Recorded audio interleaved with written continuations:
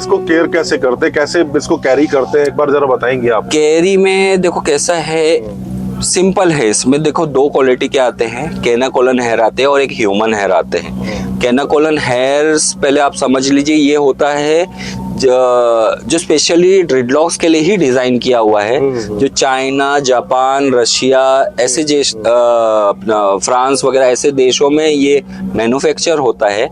इसमें काफी सारे आते हैं, कैमी हेयर आते हैं जिसका टेक्सचर बिल्कुल ह्यूमन हेयर की तरह होता है। क्योंकि काफी लोग रहते हैं जो ह्यूमन हेयर लगाना पसंद नहीं करते, वो ये सोचते हैं कि पता नहीं किसके हेयर होंगे, जबकि वो केमिकल वॉश होके प्रॉपर हाइजीन होके आते हैं। अच्छा। तो नहीं प्रेफर करते, तो यही प्रेफर करते हैं। और बाहर देश में भी देखेंगे तो वो यही प्रेफर करते हैं। तो ये लो मेंटेनेंस होता है। जैसे आप नॉर्मल हेयर कैरी करते हो, जो बड़े बड़े हेयर जिनके होते हैं, शैम्पू कर सकते हो, ऑयल कर सकते हो, सीरम लगा सकते हो, जैसा डेली रूटीन आपका हेयर का है। बस ये रहता है कि इसको टाइम टू टाइम मेंटेनेंस लगता है। जो आपके न्यू हेयर ग्रोथ आएंगे वो तो आपके ओपन ही आएंगे, तो उसको कैसा है, जैसी आपकी ग्रोथ है 4 मंथ, 5 मंथ, 6 मंथ, 2 मंथ, उस टाइम पे आप आके टचअप करवा सकते हो, मेंटेन करवा सकते हो। तो इसको आप लाइफ लॉन्ग कैरी कर सकते हो। और जैसे आपके बाल ग्रोथ होते जाएंगे, एक्सटेंशन नीचे होते जाएंगे।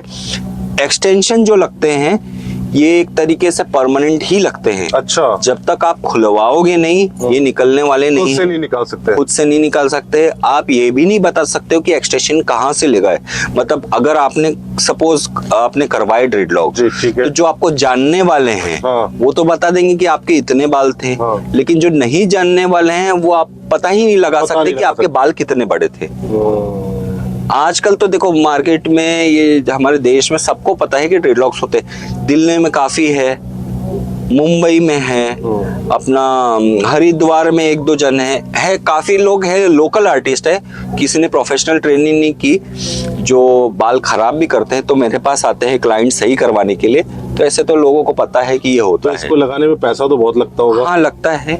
ये देखो ये ऐसा रहता है कि ये क्लाइंट के ऊपर उनको कैसे, कितने क्वांटिटी में, क्या लेंथ लगाना है। ये 5000 से स्टार्ट होता है और लेग्स में भी जाता है। अच्छा। हाँ, क्वांटिटी और लेंथ 1 लाख तक चला जाता है। उसके ऊपर भी जाता है। उसके ऊपर भी जाता है। जैसे अगर मैं एग्जांपल बताऊं, जो हमारे पास एक बाबा आए थे मुंबई से, उनको 17 फीट की लगानी थी। तो 17 फीट तो बहुत लंबे हो। हाँ बहुत, मतलब आप यहाँ बैठे हो तो वहां तक होते हैं।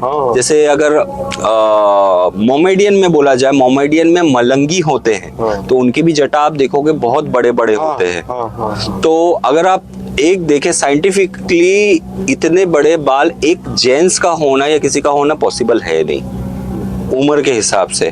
तो वो एक्सटेंशन लगाए रहते हैं जिनको वो मेंटेन करते हैं। तो जो 17 फीट का लगाए थे उनका हमने चार्ज किए थे 1,60,000।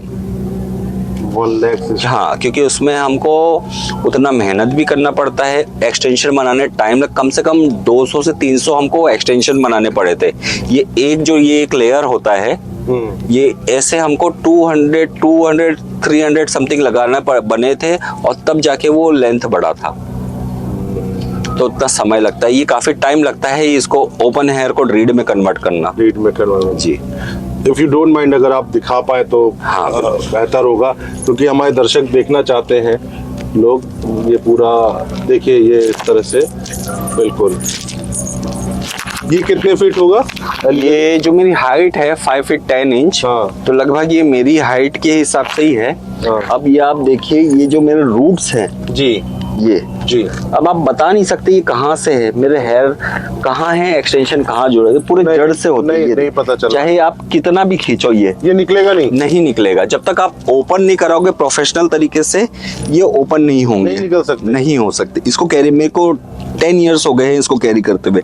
जब मैंने एक्सटेंशन लगाई थी तो मेरे खाली हिप्स तक आते थे। अच्छा। तो फिर जैसे से हेयर ग्रोथ बढ़ती है वो नीचे होते जाते हैं। हाँ, वो और आपके जो ओरिजिनल बाल है वो सेफ रहेंगे। हाँ, वो सेफ रहेंगे। अगर आप कितने भी साल बाद अगर आप ओपन करवाते हो, इसमें भी सेफ कैसा है कि अगर आप प्रोफेशनल आर्टिस्ट से करा रहे हो तो प्रोफेशनल वे में ये ड्रेडलॉक करेगा।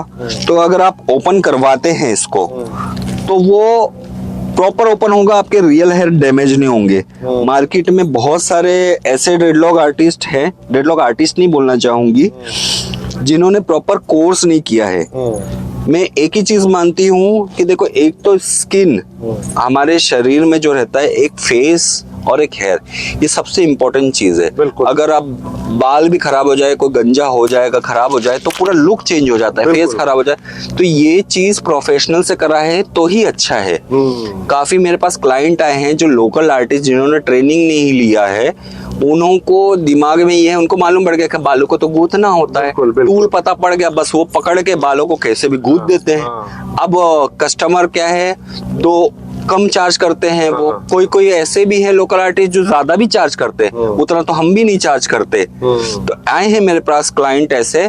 तो एक क्लाइंट का मैं बताऊं, जिनको 8 साल हो गए थे बाल बड़े करते हुए, स्पेशली ड्रेडलॉक के लिए। अच्छा। शिव के बहुत बड़े भक्त थे। अच्छा। उनका क्या होता था, बाल ऑटोमेटिक जटा बन जाती थी, लेकिन वो इतना मोटा मोटा वो गुथ हो जाता था जो हैंडल नहीं कर पाते थे, तो उनको प्रोफेशनल तरीके से करना था।